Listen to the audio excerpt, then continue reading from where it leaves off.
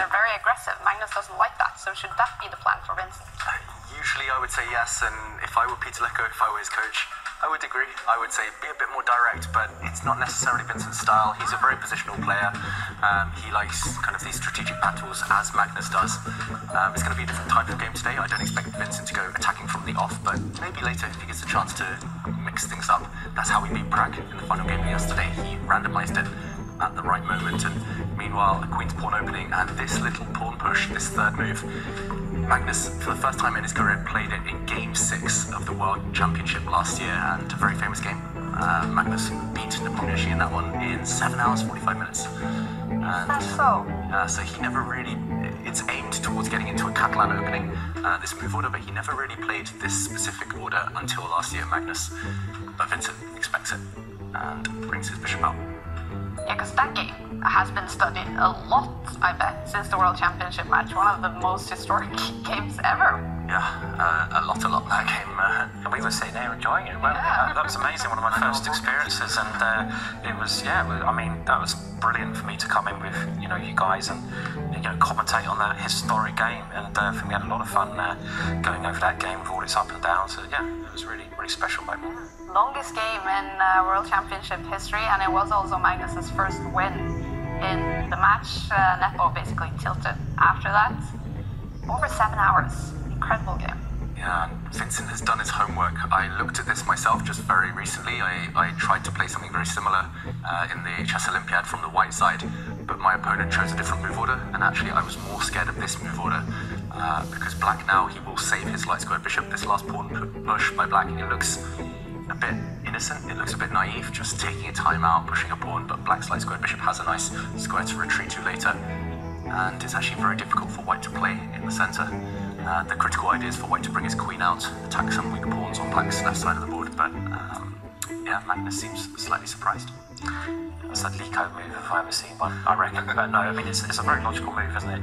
Because the light squared bishop, I mean, what I like about what Vincent's done here, he's gone for the maximum from the opening. So if you look at his light pawns, and a lot of times black doesn't bother doing this, but the bishop is so much more actively and better placed there. This is what we say about, trying to get the maximum from the position. So it does come with some risks, but he's saving that bishop with a little pawn move, and I like that. Just going for what could well be strategically the best line, and we now see some quite logical moves. And here.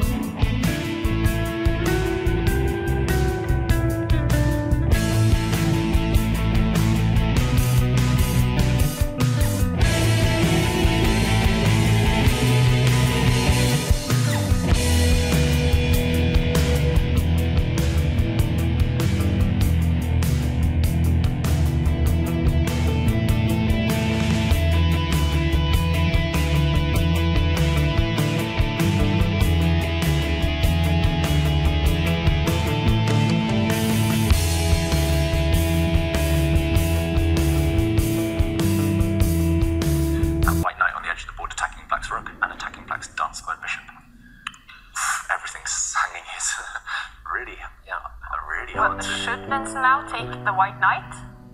I think he needs to save his rook. Okay. That black rook on the second rank, it's attacked right now by the knight on the edge of the board. You can't get rid of that knight, at least. Obviously, you want to capture white's pieces, but the rook is the most important right now. And okay, he does shuffle it one square to the side. We see black's dark square bishop fall. Which knight do you take even right now? You can take both of those two white knights. You can choose. Take this one. I'm surprised at that one, actually. I thought that he would preserve his bishop. You had to be careful of the pawn in the centre, didn't you? That was the problem. But now Magnus, as you said, Juvenka, he can get the two. They can get the bishop pair if he wants. He can grab that bishop, and it'll be two bishops versus 0. And Magnus loves those positions, and it does seem quite open. Maybe he can sack a pawn in the middle to open them up more. But visually, again, this shows how little I'm understanding of this game. I really like white's position because I'm sort of just I'm just counting up pawns as well.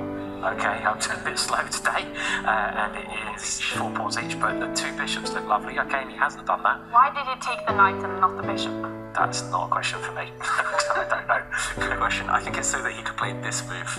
If you'd taken the bishop instead, then black's knight, which would have then been on the board, could have captured this pawn. Now the remaining black knight cannot capture this pawn because look at white's light square bishop and look at the black rook in the corner. They're on the same diagonal. Black's knight is actually pinned on that diagonal right now. So I think he just wanted to open up his bishop. That was the priority. I think he's focusing on his own pieces. Would Alpha Zero take the other one because it loves the bishop here? Quite possibly. I think it's a matter of taste from a human point of view, but it's still unclear.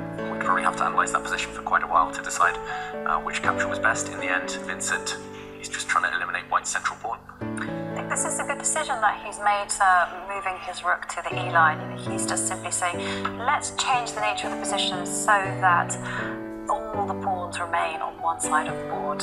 And that way, the bishop pair is just slightly less effective. And what decision time from Magnus? Is he gonna try to hold on to the pawn, or is he perhaps forced to play rook takes pawn and try to work the position from all angles? And whilst Magnus is thinking, I know this is a super tense position, but I have a few more stories to share with you. Do I have time? Yes. The first one